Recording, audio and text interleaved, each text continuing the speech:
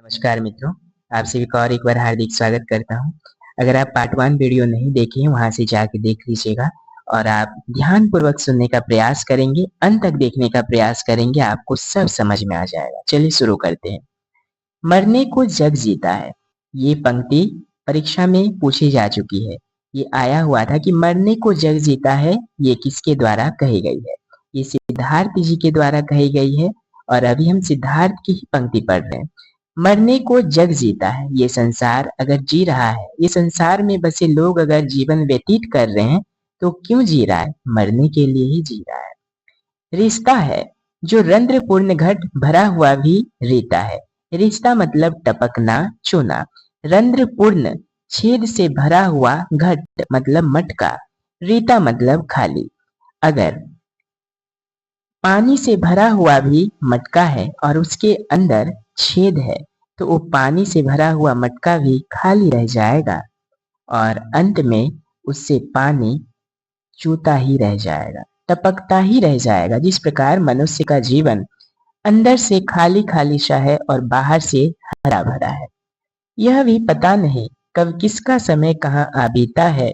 विष का ही परिणाम निकलता, कोई रस क्या पीता है। मनुष्य का जीवन कब कहाँ और किस प्रकार समय व्यतीत हो जाता है, पता नहीं चलता। तुरंत बचपना से वृद्ध की ओर मनुष्य चला जाता है। समय यूं ही व्यतीत हो जाता है और विष का ही परिणाम निकलता, कोई रस क्या पीता है। और मनुष्य का जीवन में विष का ही परिणाम निकलता है। अंत में परिणाम क्या होता है? अंत में उसका फलाफल विष ही निकलता है। जीवन का सार तत्व चला जाता है और अंत में सारहीन ही रह जाता है। कोई रस क्या पीता है? कोई मनुष्य अपने जीवन का स्वाद क्या चख पाता है? नहीं। फिर आगे कहते हैं, कहाँ चला जाता है चेतन जो मेरा मन चीता है। चेतन का अर्थ है बुद्धि, और मेरी बुद्धि कहाँ चली जाती है? जो मेरा मन चीता है, और मन को यहाँ पे चीता के साथ तुलना किया गया है।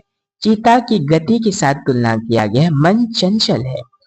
बुद्धि एक अच्छी चीज के रूप में यहाँ प्रकट की गई है, सार तत्व के रूप में कहा गया है। चेतन कहाँ चला जाता है, बुद्धि कहाँ चला जाता है, लेकिन मेरा मन चीता की तरह, चंचल की तरह कहीं और चला जाता है। खोजूंगा मैं उसको जिसके बिना सब तीता है। तीता मतलब कड़वा, यहाँ पे व्यर्थ, जिसके बिना कोई भी चीज अच्छा नहीं है। अच्छा से तात्पर्य है कि व्यर्थ है। सिद्धार्थ कहना चाहते हैं कि खोजूंगा मैं उसको। सिद्धार्थ किसे खोजना चाहते हैं? अपने चेतन को, अपनी बुद्धि को, जिसके बिना यह सब व्यर्थ है, सब तीता है, सब कड़वा सा लगता है। भुवन भावने आ पहुंचा में, अब क्यों तू यूं भीता है। भुवन, भुवन मतलब संसार, भावने भवन मतलब घर। इस संसार रूपी घर में मैं अब आ चुका हूं। अब क्यों तू यूं भीता है। भीता मतलब भयभीत होना, डरना। स्वयं से कहते हैं कि इस संसार में, इस संसार रूपी घर में प्रवेश कर चुका हूं और इस संसार से अब मैं जा रहा हूं, फिर अब तू क्यों डर रहा है।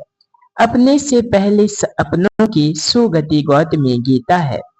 कहते हैं कि गौतमी, गौतमी कौन? महाप्रजापति गौतमी, जिन्होंने सिद्धार्थ का पालन पोषण किया था, जिन्होंने सिद्धार्थ जी को दत्तक पुत्र बनाया था, गोद में लिया था, जिन्होंने अपने से पहले अपनों की, जो अपने से पहले, स्वयं से पहले पालन किया। किसका? सिद्धार्थ का। सिद्धार्थ को पालन पोषण की, इसीलिए सिद्धार्थ उन्हें गीता कह के संबोधन किए हैं। सुगति, सुगति का तात्पर्य है अच्छी किस्मत वाली, मोक्ष प्राप्त करने वाली। सुगति गौतमी गीता है। यहाँ पे गौतमी को, महाप्रजापति को गीता कहा गया है, सुगति कहा गया है। फिर आगे कपिल भूमि के बारे में वर्णन करते हुए कहते हैं, कपिल भूमि भागी, क्या तेरा यही परम पुरुषार्थ है। भागी का अर्थ है हकदार, और स्वयं से कहते हैं कि तुम कपिल भूमि के हकदार तो हो, लेकिन क्या तेरा यही परम पुरुषार्थ है? लेकिन क्या तुम्हारा जीवन का उद्देश्य, परम उद्देश्य यही है कि तुम कपिल भूमि में ही रह जाना? तुम्हें यहीं पर सीमित रह जाना है। परम का अर्थ है सर्वश्रेष्ठ, पुरुषार्थ का अर्थ होता है मानव जीवन का उद्देश्य। क्या कपिल भूमि में रह जाना ही तुम्हारे जीवन का परम उद्देश्य है? खाए पिए बस जिए मरे तू, यूं ही फिर आए जाए। और इस कपिल भूमि में रह के बस खाना पीना जीना और मर जाना ही तुम्हारा जीवन का परम उद्देश्य है? वो स्वयं से प्रश्न कर रहे हैं। आगे फिर कहते हैं, अरे योग के अधिकारी।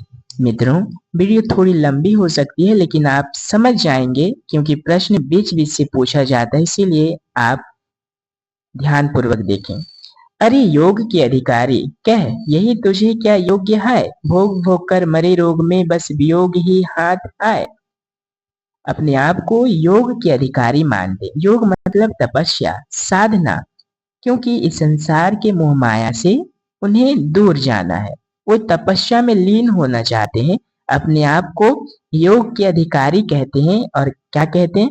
कह यही तुझे क्या योग्य है? क्या तुम इस कपिल भूमि में रहने का ही अपने आप को लायक मानते हो? तुम यही रहना चाहते हो? क्या तुम्हारे अंदर कोई और दूसरा सामर्थ्य नहीं है, शक्ति नहीं है? योग्य मतलब सामर्थ्य।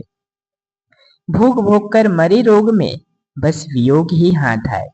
और इस संसार के सुख को भोग भोग कर भोगोगे और रोग में मरोगे, और अंत में तुम्हारा हाथ में क्या आएगा? बस वियोग। वियोग मतलब पीड़ा, बिछड़न, दर्द, परेशानी। और इस तरह से जीवन में बस तुम्हारे हाथ में वियोग ही आएगा। सोच हिमालय की अधिवासी, यह लज्जा की बात है। अपने आप तपे तापों से तू न तनिक भी शांति पाए। सोच हिमालय के, अपने आप को कहते हैं कहाँ के अधिवासी? अपने आप को हिमालय के अधिवासी कहते हैं, क्योंकि हिमालय हिमालय कहाँ पर स्थित है? नेपाल में। और इसीलिए गौतम बुद्ध को लेके भारत सरकार और नेपाल सरकार के बीच में ये द्वंद्व होता है कि गौतम बुद्ध नेपाल के हैं और वहां की सरकार कहती है कि नेपाल के हैं गौतम बुद्ध, और भारत सरकार कहती है कि नेपाल के नहीं, भारत के हैं। तो हिमालय के अधिवासी कहते हैं स्वयं को, और कहते हैं ये तो लज्जा का विषय है कि इस कपिल भूमि में रहना और भोग भोग कर रोग में मर जाना, खाना पीना जीना और मर जाना, तुम अपने आप को क्या इसी के अधिकारी मानते हो? अरे अपने आप तपे तापों से, अपने ताप से, अपने दुख से, दुख रूपी तापों से तपोगे और तू ना तनिक भी शांति पाओगे। और अपने आप को कहते हैं कि तुम इस संसार की मोह माया से, दुख से दुखित होगे और तनिक भी, थोड़ा भी तुम्हें शांति नहीं मिलेगी। बोल युवक, क्या इसीलिए है यह जीवन अनमोल है?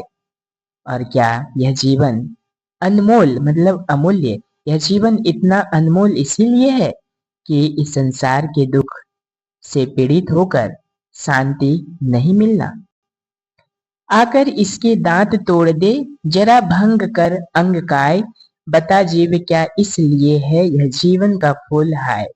और सिद्धार्थ इस जीवन को फूल के साथ तुलना किए हैं। ये अनमोल जीवन एक फूल की तरह है।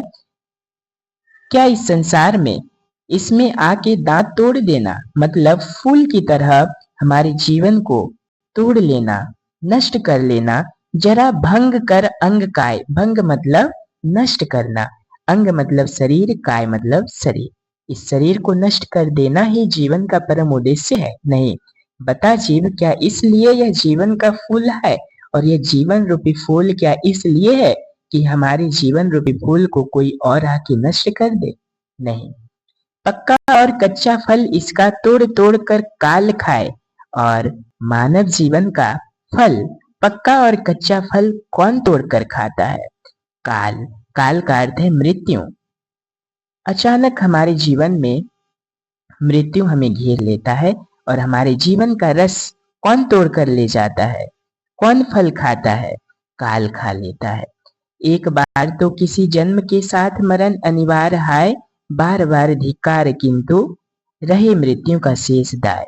एक बार किसी जन्म के, अगर कोई मनुष्य जन्म इस संसार में जन्म लेता है तो उस जन्म के साथ मरण अनिवार्य है, मतलब अनिवार्य है, कंपल्सरी है जिसे कहा जाता है। जन्म के साथ हमें मरना एक तोहफा के रूप में हमें मिलता है और अपने आप को बार बार धिक्कारते हुए कहते हैं, किंतु यदि रहे मृत्यु का शेष दाय, अगर मृत्यु के बाद अगर कुछ शेष रहता है, मृत्यु के बाद अगर कुछ इंसान का बचता है, तो वो क्या है? दाय है। दाय का अर्थ है संपत्ति। मनुष्य के द्वारा की गई कर्म ही उसका असल में संपत्ति होती है। मनुष्य अगर अच्छा काम करेगा तो मृत्यु के बाद भी, मृत्यु के शेष भी उसके साथ उसका संपत्ति उसके साथ जाएगा। दाय मतलब दायित्व, जिम्मेदारी।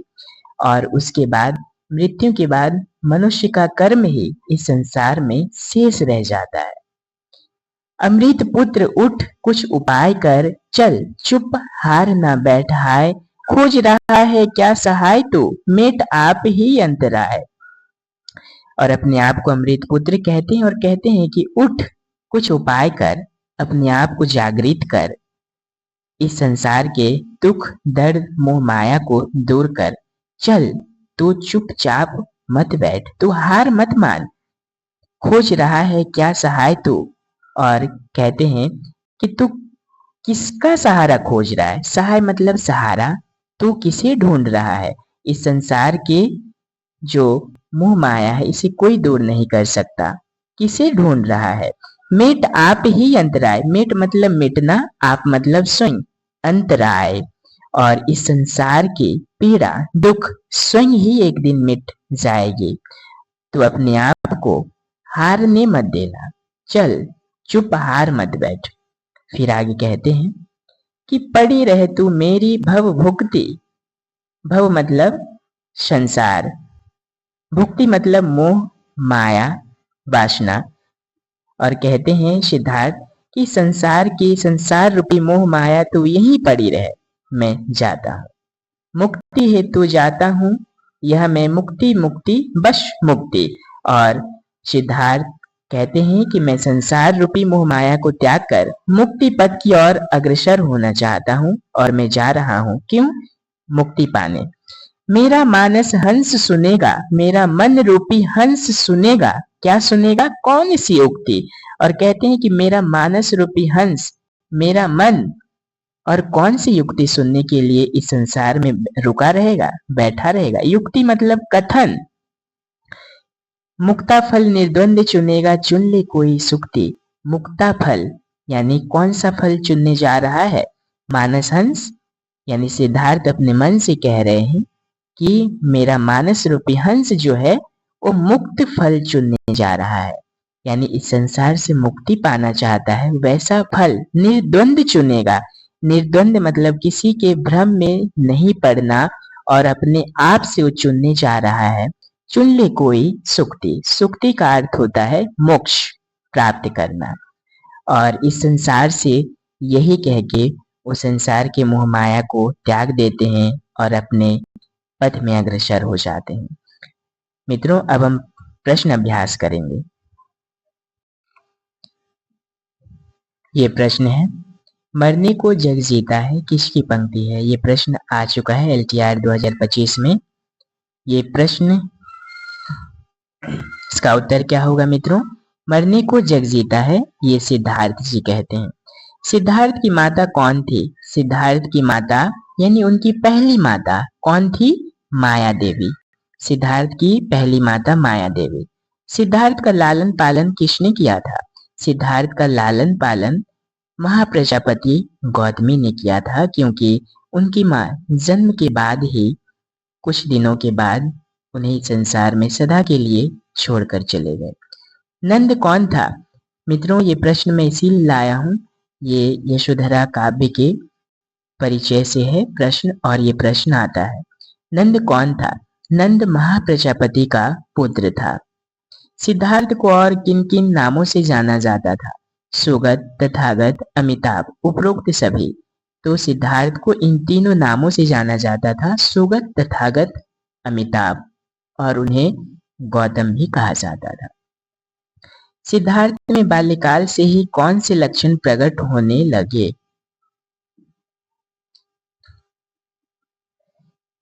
सिद्धार्थ में बाल्यकाल से ही कौन से लक्षण प्रकट होने लगे थे?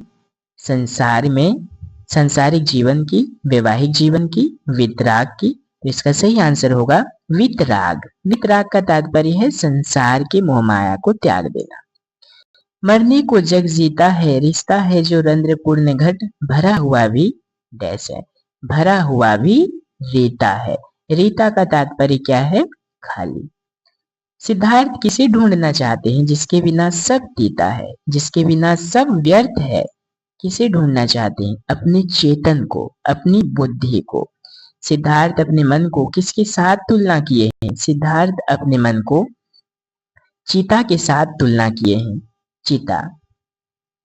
सुगति और गीता किसे कहा गया है? सुगति गौतमी, यानी गौतमी को कहा गया है।